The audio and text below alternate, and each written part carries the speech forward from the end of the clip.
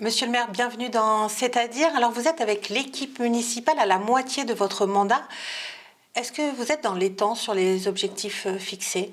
Oui, on est plutôt bien puisque sur 217 ou 214 engagements pris en 2020, on en a 174 de faits ou en cours. Il nous en reste 70 pour les 3 prochaines années. Donc ça devrait se faire. En tout cas, s'ils ne sont pas finis à la fin des 3 ans, ils seront commencés pour sûr. Sur quel projet vous êtes le plus fier?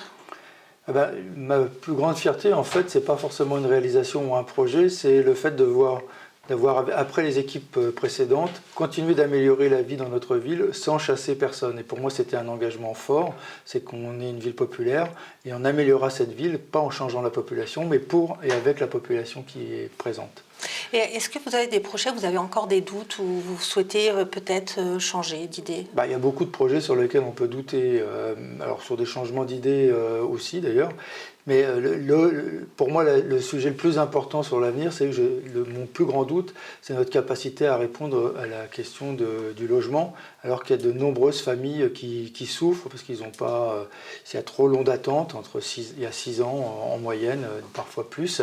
Et comme les autres villes ne construisent pas et qu'on ne construit pas assez, je crois qu'on aura des difficultés à améliorer cette situation, d'autant que personne ne bouge. Et c'est un appel à faire aux gens, c'est bougeons ensemble pour imposer la construction de logements sociaux partout dans toutes les villes du département et de la métropole de Grand Paris, sinon la situation va continuer de s'aggraver. Vous êtes allé à la rencontre des habitants dans les quartiers pour discuter ou vous disputez comme vous dites. Comment ça s'est passé et quel retour vous avez eu? Ça dépend des quartiers. Il y a des quartiers où on parle peu, des quartiers où on parle beaucoup. Et les personnes qui viennent, en fait, c'est comme sur un bilan de mi-mandat, comme sur toute l'année, quand on fait des réunions, celles et ceux qui viennent, c'est surtout pour dire ce qui ne va pas. Et en fin de compte, nous, si on vient, c'est aussi pour entendre ce qui ne va pas et pour être amélioré. Donc il y a un constat d'une amélioration globale de notre ville, de bonnes réalisations. Et puis toujours des critiques. Il faut qu'on améliore sur Jeune Ville Habitat le rapport aux usagers. Il faut qu'on travaille contre les incivilités. Enfin, il y a toujours ces éléments qui ne sont pas nouveaux, sur lesquels il faut qu'on continue de progresser. Et puis moi, je remercie celles et ceux qui viennent, y compris pour nous critiquer, parce que c'est le moyen d'avancer. Ces réunions sont faites pour ça. Vous y avez rencontré beaucoup de monde? Non, c'est un petit reproche que je fais aux gens, parce qu'il y a des personnes qui nous disent on ne vous voit jamais, mais quand on fait des réunions, il n'y a personne qui vient. Non, on a une moyenne entre 24 et 30 personnes selon les quartiers qui ont participé. Le plus faible en participation, c'était le quartier République.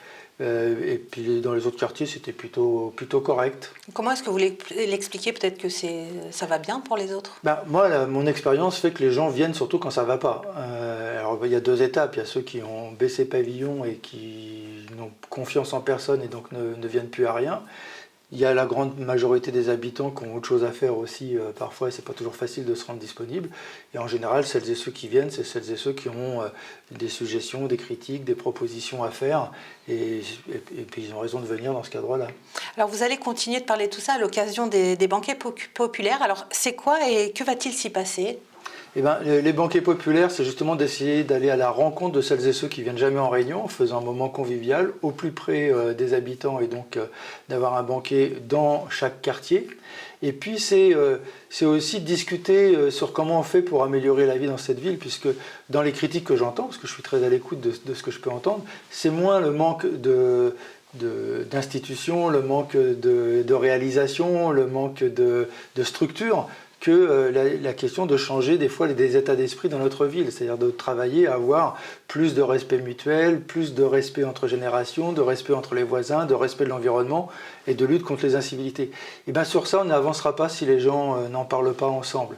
Et c'est aussi pour ça, c'est ce que j'appelle le nouvel art de vivre populaire, c'est de ça que l'on veut discuter, c'est-à-dire qu'on ait une discussion franche avec les habitants, le plus grand nombre possible, dans chaque quartier, sur comment on change nos états d'esprit, nos façons de consommer, nos façons de vivre, pour qu'on vive mieux tous ensemble. C'est au-delà du projet de mandat, finalement, alors? C'est dans le projet de mandat, et ça, je compte bien à ce qu'on invente quelque chose ici qui fasse que dans cette ville, il y ait quelque chose d'atypique qui existe déjà en germe, sinon on ne ferait pas cette proposition-là, qui fait d'abord le bien vivre qu'on a déjà dans notre ville pour beaucoup de personnes, mais qu'on continue de l'améliorer pour faire en sorte que ce soit vraiment une marque de fabrique de Gennevilliers. Alors vous allez en faire un banquet populaire dans chaque quartier, donc ça fait 8 au total. Et on en fait 7 parce qu'on 7. regroupe 2 quartiers, le quartier du Fossé et Cité Chevrin, qui fonctionnent souvent ensemble. Et pourquoi pas avoir C'est les mêmes rassemblé écoles. tout le monde, par exemple, sur les fêtes de la ville, c'est pas le même objectif? D'abord, ça permet de faire des fêtes de quartier et pas rassembler tout le monde, parce qu'on a cette expérience-là dans le mandat précédent.